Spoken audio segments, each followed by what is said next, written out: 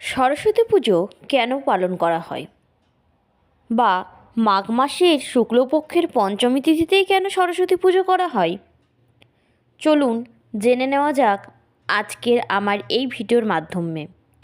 তার আগে আমার প্রিয় দর্শক বন্ধুদের জানাই আমার চ্যানেলে অনেক অনেক স্বাগত। আশা করছি আপনারা সকলে ভালো আছেন এবং সুস্থ আছেন। আজ আরও একটি নতুন ভিডিও নিয়ে আমি উপস্থিত হয়েছি। আজ আমরা সরস্বতী পুজো অর্থাৎ বিদ্যার দেবী দেবী সরস্বতীর ইতিহাস সম্পর্কে জানব। আর একদিন পরে কিন্তু পালিত হবে বাঙালির অন্যতম জনপ্রিয় উৎসব সরস্বতী পুজো। আর সেদিন থেকেই শুরু হবে বসন্তের আগমন।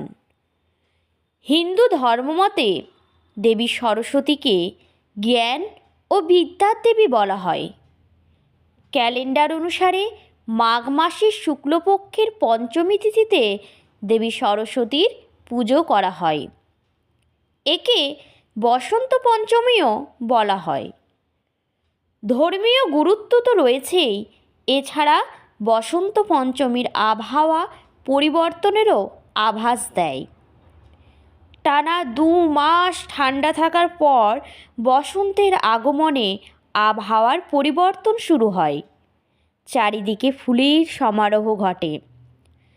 সাহিত্য, শিক্ষা ও শিল্পের সাথে জড়িতরা বসন্ত পঞ্চমীতে দেবী সরস্বতীর পুজো করে আশীর্বাদ কামনা করে। এই বিশেষ দিন থেকে শিশুরা বর্ণমালার সঙ্গেও পরিচিত হয়। একটি পৌরাণিক কাহিনী অনুসারে বসন্ত পঞ্চমীর দিনে জ্ঞানের দেবী সরস্বতী আবির্ভূত হয়েছিলেন।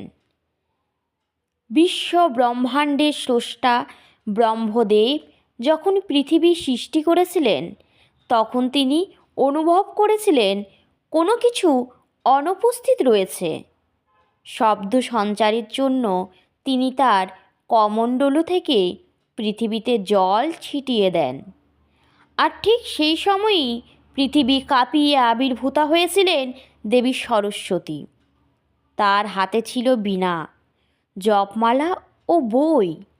দেবী সরস্বতী তার বীণার সাথে বসন্তের রাগ বাজিয়েছিলেন। সৃষ্টি তার বীণার ধ্বনি থেকে বাক ও সঙ্গীত লাভ করে।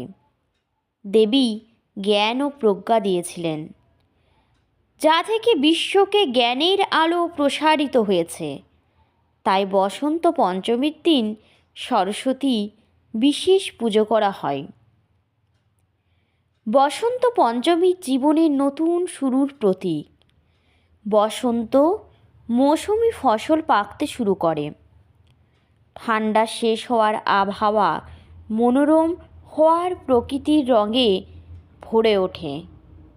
চারিদিক যেন রঙিন ফুলে ঢেকে যায়। গাছে গাছে নতুন পাতা, রঙিন ফুল ও ফল ধারণ করে। পাখিরাও যেন কোনো এক মন্ত্র বলে প্রাণের খুশিতে নেচে বেড়ায়।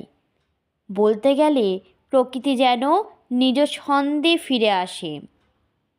পাশাপাশি এই দিনটি নতুন জিনিস শুরু করার জন্য শুভ বলে মনে করা হয়। আশা করছি দেবী সরস্বতীর এই ইতিহাস জেনে আপনাদের খুবই ভালো লাগলো। যদি ভালো লেগে থাকে অবশ্যই আমার চ্যানেলটিকে সাবস্ক্রাইব করে দেবেন এবং ভিডিওটিতে একটি লাইক দিয়ে দেবেন, আর ভিডিওটি আপনার আত্মীয় স্বজনদের সাথে শেয়ার করবেন।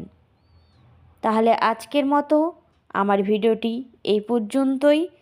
আমি নেক্সট ভিডিও আপনাদের জন্য খুব শীঘ্রই নিয়ে আসব। আপনারা ভালো থাকবেন, সুস্থ থাকবেন।